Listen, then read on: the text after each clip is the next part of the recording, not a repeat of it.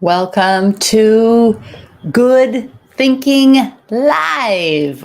Welcome, everyone, to the 30 minutes, about 30 minutes that we spend many Mondays, not every Monday, but on many Mondays at 9 a.m. Pacific time, 4 p.m. Greenwich Mean Time, where we spend about 30 minutes, good thinkers from around the world, to give ourselves time to think about our thinking, to set aside all the time that we spend on what to think so we can focus on improving how we think.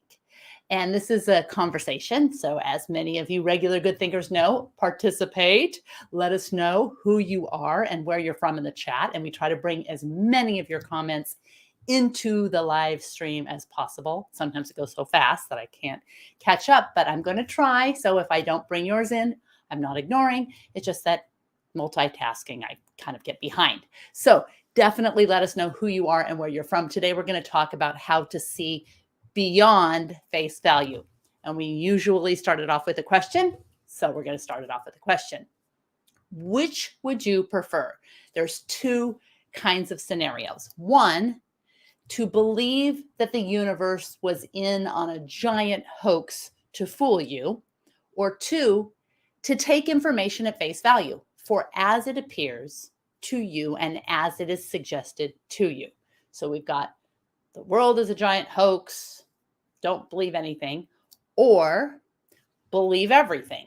So let us know in the chat. And I'm going to say hi to some people coming on the show.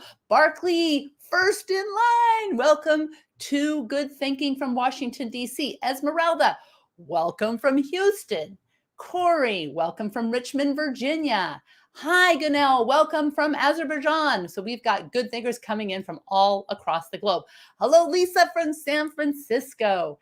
Keep them coming. Okay, now sometimes I see LinkedIn Learning user. So if you want to put your name in, because I don't see it for some reason, I don't know why it does that. Welcome from Columbus, Ohio.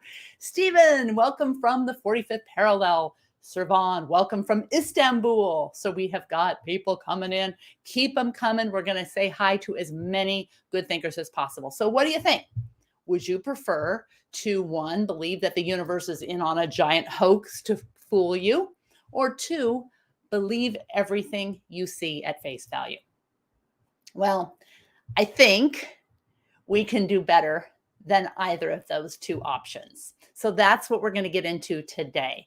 And we're going to go over some basic critical thinking, not basic, nothing basic, but some foundational critical thinking skills. But then I'm going to give you some shortcuts for how to see beyond face value. And these things might surprise you. So we'll get into it. Let me say hi to a few more people. We have got Haja, welcome from India. Ruth, welcome from Los Angeles. Neutral is the way to go. Okay, excellent. Hey, from Kenya, Hannah from Kenya. Jancy, good morning from Ventura. Welcome, my longest friend. Not my oldest in terms of time. LinkedIn user from Roma, ciao, welcome. And I can't see your name on there, but you're welcome to say your name, and we're welcoming you from Roma. All right, let's get into it. Taking something at face value means accepting something as it appears to be rather than studying it more closely. So one study measured, we're going to have a lot of studies and see what your intuition is about the results of the study. And then you'll see how the studies come out. And then we'll get into how to see beyond face value. So one study measured brain activity using functional MRIs. And they wanted to see not what people reported in terms of how they decided on something, but actually how the brain, according to the functional MRI, recorded the time it took to determine that 2 + 2 is 4, to determine that that was correct, versus the time it took to determine that 2 + 2 is 5 is incorrect. So their study was kind of to look at, does it take us longer to see misinformation than it does to see accurate information? What takes our brain longer? So who wants to guess in the chat what the results were? Were we faster at recognizing how 2 + 2 = 4 is correct? Or were we faster, that's A, or B, were we faster at determining 2 + 2 = 5 is incorrect? So A or B? Put it in the chat. I'm going to say hi to a few more people. Mohammed from Manchester, UK, and we've got Rakesh from India. All right. So who thinks that it's faster to determine accurate information than it is to determine inaccurate information? Aha. Ray gets the first rubber chicken of the day. Misinformation takes longer. And this is not just according to, and Servan gets a rubber chicken faster for correct information. It turns out that we are much faster at determining correct information than we are at determining misinformation, as this study indicates. Now, whether that's extrapolatable to all kinds of things, who knows? But it's hard to determine that information is false. It turns out that it's harder than we think. So we've got, let's see, hello, Tara from Ontario, Canada. So we've got some people taking some shots at some of the answers. And I think this is great.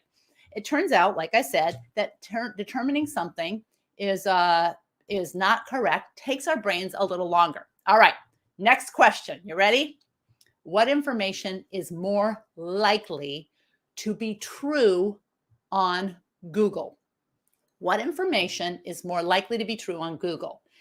A, information that comes up early in the search, or B, information that comes up later in the search? Who thinks that, and you can put earlier or later. That's how we'll know whether it's answering question the first question, the second question, or the 10th question. Do you think that the information that is on Google is more accurate when it's earlier in the search or later in the search? Aha. So Ruth says there is good and bad and good. So every information is correct. Okay, so we're talking about maybe more things that are verifiable, but you're absolutely right. There's good and bad. We're not talking about good as a moral judgment as much as an accuracy. So, all right. So someone says they think it's later in the search, that information. How many of you think that information that comes up later in the search is more accurate? Tom Rott from Ethiopia, welcome. Jancy says later in the search. Anyone else that want to take a shot at it? Later information. Ray says later information. Okay. So it turns out that the answer is kind of a trick because it's neither. Studies have shown that most people assume that something higher in the search, the higher it appears in Google, the more accurate or reliable it is. Now, of course, good thinkers who might have a tendency to be a little bit more skeptical, many of you are saying later in the search. We've got a whole bunch of people saying later in the search. So let's see. Servan says brain activities also prefer faster ways. Absolutely. Later. Aha. Whoever this is, it depends on the tags and keywords. It completely depends on the tag. Whoever this LinkedIn learning or LinkedIn user is gets a rubber chicken. Hi, everyone. Farshid from, well, I don't know where you're from, but welcome. So it turns out that Google has nothing. It's not more reliable earlier or later in the search. The algorithms are surfacing content based on keywords, not on truth. Okay. So that was a little bit of a trick question. But studies have actually found that people 65 and over who identify as very, very, very conservative or even very, very, very liberal. So basically extreme, and this is a study in the US, extreme are those people 65 and over, extreme conservative or extreme liberal views. Are they more or less likely to believe fake information? What do you think? What do you think? Sometimes, the obvious is not so obvious. Could go both ways. Okay, so what do you think? Well, it turns out this one is maybe more intuitive, but not only 65 and over, but extreme views tend to share content that turns out to be misinformation 7 times more frequently than the average Facebook user on Facebook. Researchers conclude that this may be because older people didn't grow up with the internet. They're not digital natives. So that's what researchers concluded. Well, turns out that's not really true. So we're going to get into why I want everyone to believe that no matter how smart we are, no matter how measured and what good thinkers we are, without employing specific techniques to overcome our brain's natural tendencies, we will have a harder and harder time seeing beyond face value. And this matters because we are in an information overload, an overabundance of information. So we're going to need to know this to function. All right, let me take this. I'm going to take, oopsie, I didn't mean to do that. I'm going to take the banner off so we have room for the comments because we're going to have a lot more comments. All right, and here's an interesting study. So this started in 2018 and kind of went into early 2019. Stanford University psychologist Sam Weinberg and his team, which is known as the Stanford History Education Group, they studied a group where they gave over 3,000 American high school students, and they made sure that everyone had access to the internet. And that was, so it was supposed to be a representative sample, 3,000 students. And they showed them this grainy video. It was a true video that had been on the internet like in 2016, this grainy video that claimed voter fraud in an election. Okay. So it was a grainy video from 2016. It claimed voter fraud in an election. So the first question is, whoever gets it right gets all the rubber chickens, especially if you get it on the nose. Out of the over 3,000 students, how many do you think looked deeper into the source and determined that the video was a hoax? Now, it turns out the video was a hoax. It was actually filmed in Russia. It was based on a different election. It was a hoax. How many of the 3,000 students do you think looked deeper than the face value and determined that this video was a hoax? All right, while you're answering that, I'm going to read Farshid's comment. Many things, regardless of their existing situation and deep cognitive knowledge, are judged solely according to presuppositions and popular thoughts without any valid sources. And after becoming a trend, they kind of are seemingly logical thinking. Yes, brilliant. Ha ha ha. Okay, so we're starting to get some answers in.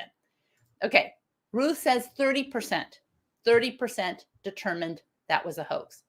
Okay, Maria says 0. 0 determined that was a hoax. All right, before I give you the answer, I'm going to give you a little bit more information, see if this helps. This earlier video had been debunked as a hoax, shot in Russia, and it was fairly widespread. So it was like, it wasn't like, a video from pre-internet. I mean, it had been debunked back in 2016, and it was fairly widespread. And these are, this isn't like a sample of 300, but this is 3,000 high school students. Okay, so we've got some people taking 10%, 50%, 60 people. Okay, anyone else want to take a guess before I give you the answer? Well, there is one person who's gotten closer than everyone else. And that person is Maria. Turns out that of the 3,000 students, even though it was widely distributed as a hoax, 3,000 students, 3 students decided to look deeper to determine it was a hoax. Now, bear in mind, the idea and belief that there was some kind of election fraud is kind of deeply rooted. Now, you might think, well, it's a conspiracy theory, or there was no election fraud. All of that's irrelevant. All of that's irrelevant. This wasn't determining whether there was election fraud. It was determining whether the video was a hoax. And in our minds, sometimes we make that distinction blurred. We think, well, the information is correct, so that video must be correct. And those are two separate things. That's hint number 1. So Lisa had said 10%. Okay, so we said 3 people.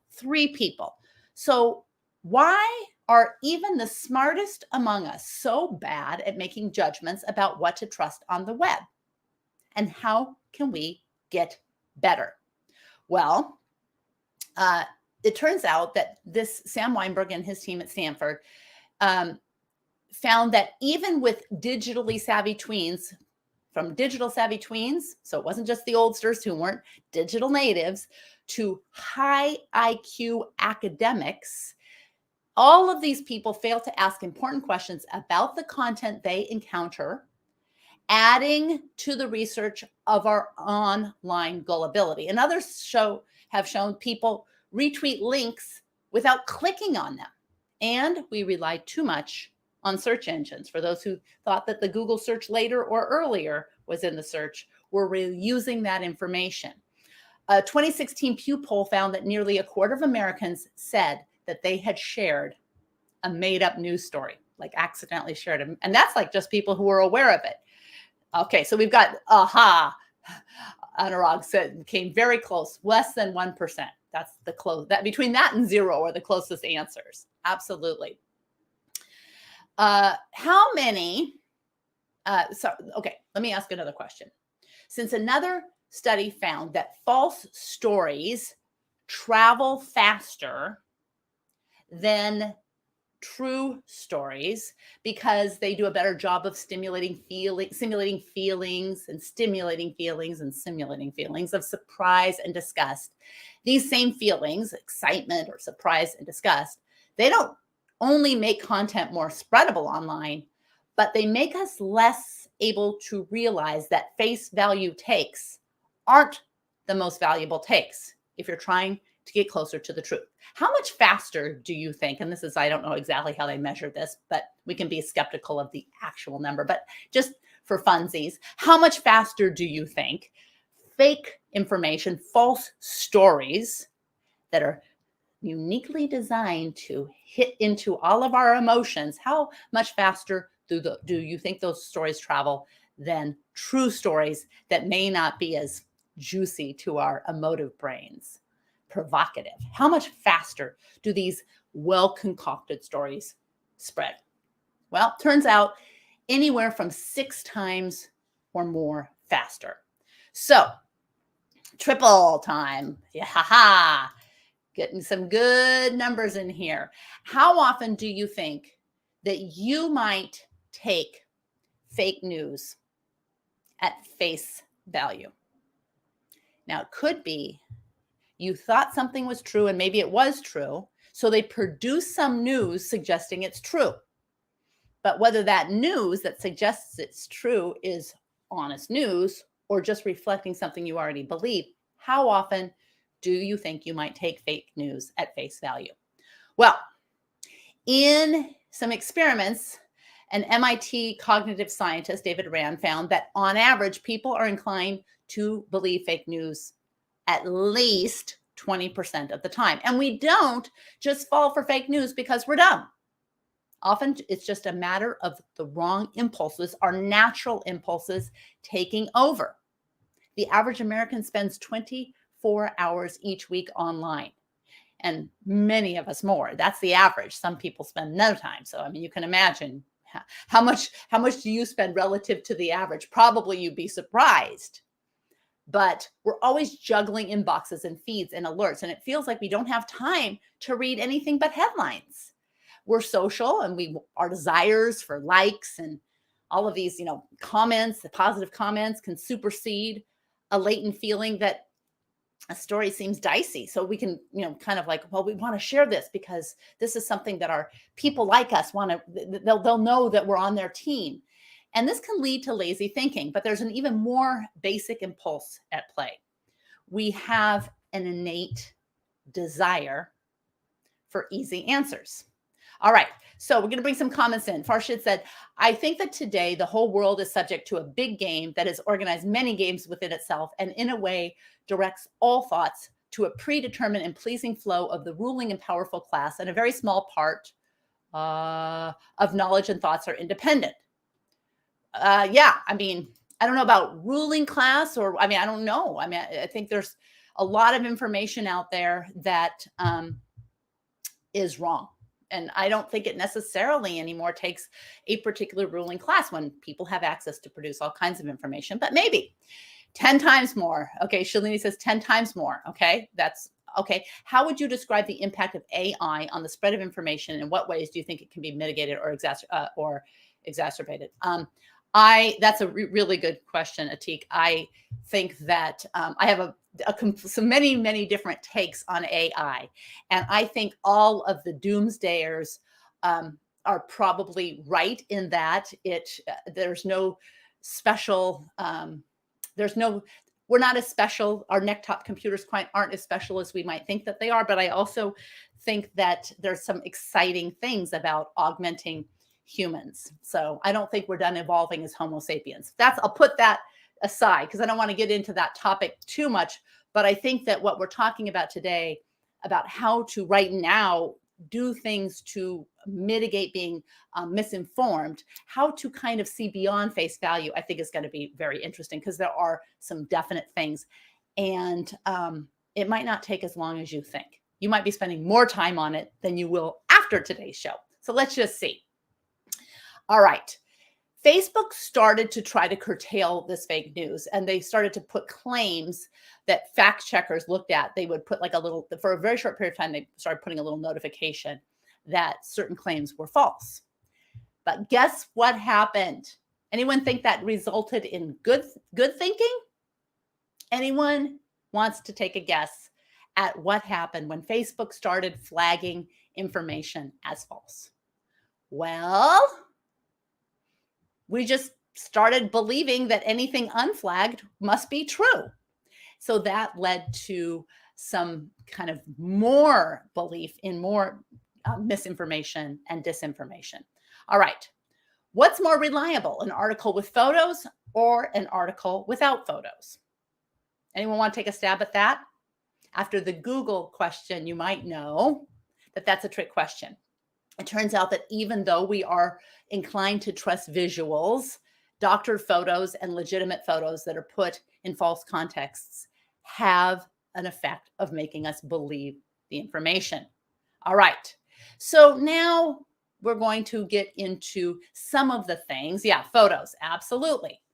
We think that articles with photos have a higher probability of being true. And we know that that is not correct either. And also, how do we know anymore that we can trust photos? So it's like, what do we do? What do we do? We have to read every detail in the articles. We have to look at every photo.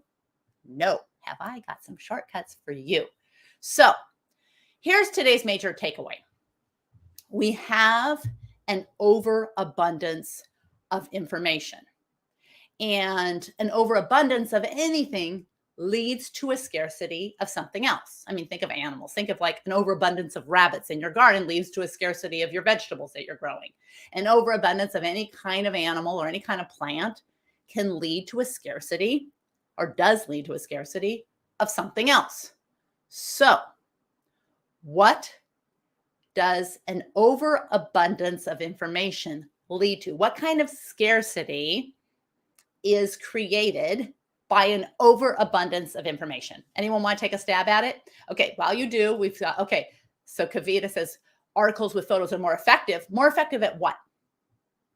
More effective at what? That's a good, I agree, but more effective at what? That's good. Articles with evidences. Okay, Shalini, what is evidence? What is evidence? How do we know? These are good answers. Good answers. Deeper. How do we think about that? All right. Back to our question right now. Aha, Ray says a scarcity of skepticism. Something related, but more general. Quick answers, better than looking into vast information. Okay, excellent. Let's break it into something that we can really think about, because an overabundance of information leads to a scarcity of attention.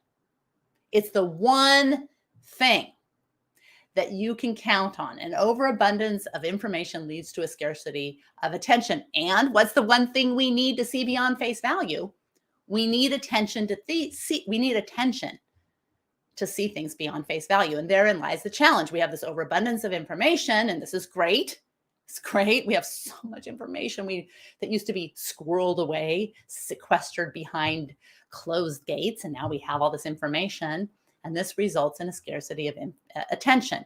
And we need this attention to see beyond face value. So there's critical thinking, arguably, for all you good thinkers, one of our favorite topics, critical thinking.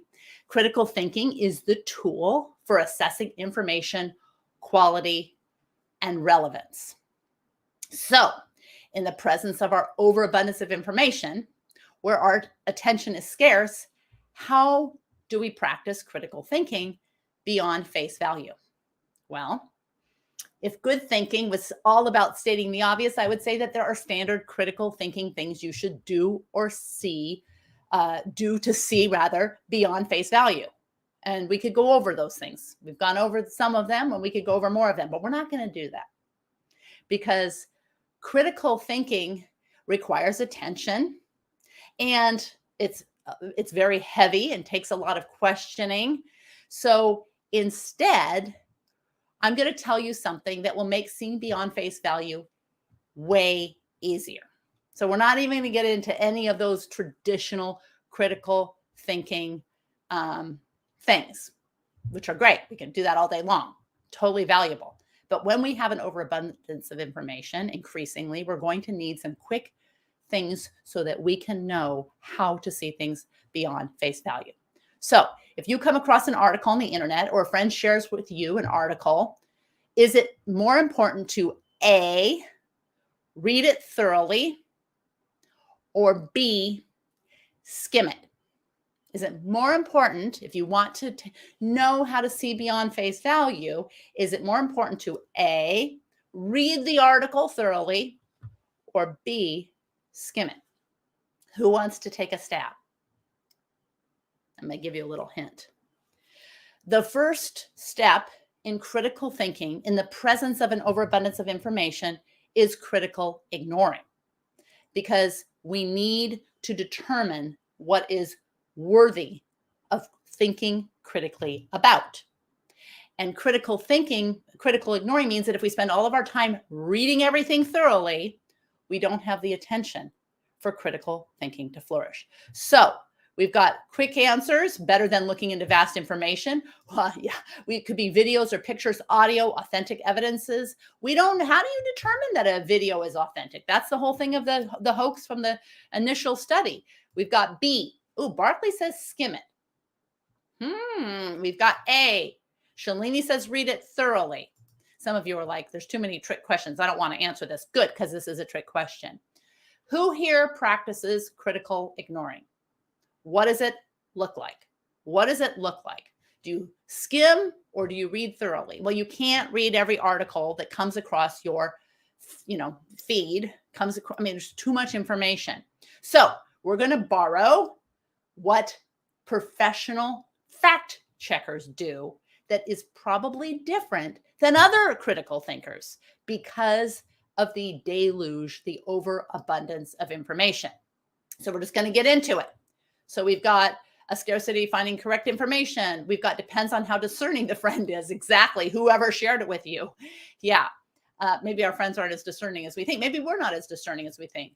Kavita says, A. Okay. So I'm going to say neither. You neither probably it's B, skim it. But before any of that, here's what you can do. You have to decide what to think critically about and what to ignore. That means if you stick with your beloved resources, because you can't ignore what your favorite sources share, you have to do fact checking beneath the surface, the sources beneath your favorite source. So let's say that you love to read the New York Times or you love to read Al Jazeera or whatever. You've determined that what they send to you is reliable. Well, the way to see beyond face value is not to get tricked into that kind of complacency, but to see beneath those sources. And I'm going to say, this is going to sound weird, go to Wikipedia. You go, Becky, go to Wikipedia. But just start reading this? No. Skip all of the information in Wikipedia. So for example, you see a source from the New York Times. You look into that article. You see that it says, I don't know, something about something, controversial or something that you totally believe, whatever. You put, and you say, maybe it was a study done by an organization called the International medical association. And you think, that sounds official. So you put in Wikipedia, the International Medical Association, or you put in some of the information into Wikipedia. But rather than reading all of that stuff, you scroll down to the resources, so to the references.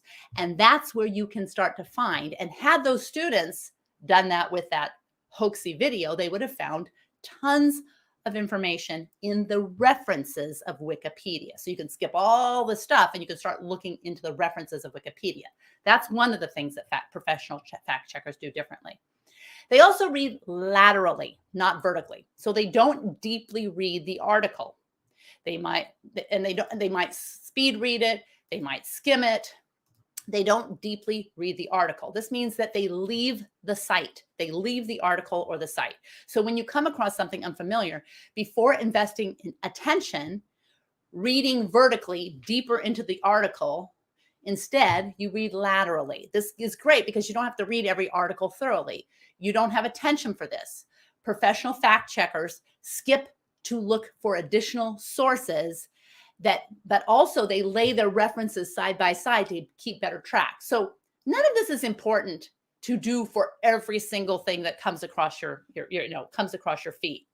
But if you're going to form strong opinions about articles being way true, if you're going to take them at face value and go and do things and live your life and believe things based on these stories, or even share them with other people, then you need to think laterally. You need to research laterally, not vertically. And then the final thing is Google. Do you just Google it? No, there are tricks that professional fact checkers use. They put into their favorite search engine, and they'll use more than just Google. They'll put the actual name of the organization, what I say, International Medical Group or whatever. Oftentimes these groups sound very official, and they'll put that in quotes. And they'll put that in quotes, and sometimes they'll follow it with the word scam. So you put it in quotes so you get that exact, and you can see, is this a really good source or not? And how can you trust references in Wiki? The same way. You do with this, that's a good question. You do the same reference checking, and this is only for things that you're going to form strong opinions about. Otherwise, when this information comes across, don't form strong opinions, and more importantly, don't share it. Don't share information that you think feels right, but you haven't taken the time to look beyond face value. We're almost done. So I propose that maybe we have a beyond face value competition where people compete to identify what information is reliable and relevant to their argument, to go beyond face value. And the last thing to think about, because it's one thing if you're going to believe something at face value that is misinformation. It's another thing if you're going to spread it. Okay? This is how we kind of shut this down. Maybe, what do you think about this? Maybe we make sharing misinformation as shameful as drunk driving. Maybe we look at our responsibility as good thinkers to do these things to see beyond face value. And if we don't have time for it, guess what? We don't share it. We don't like it. We don't comment on it. If we don't have time to see beyond face value, then we can just scroll on by. If we don't have time to know what to critically ignore, then we don't have time to know what to use what our precious critical thinking attention skills on. So that's the thought of seeing beyond face value. And let us know if you have any comments after the show. Join us most Mondays, 9 a.m. Pacific time, right here on LinkedIn Live and on YouTube Live. If you go to Becky Saltzman and subscribe and hit that bell notification, this will come for our Good Thinking Live show. So thank you for your participation. See you next time.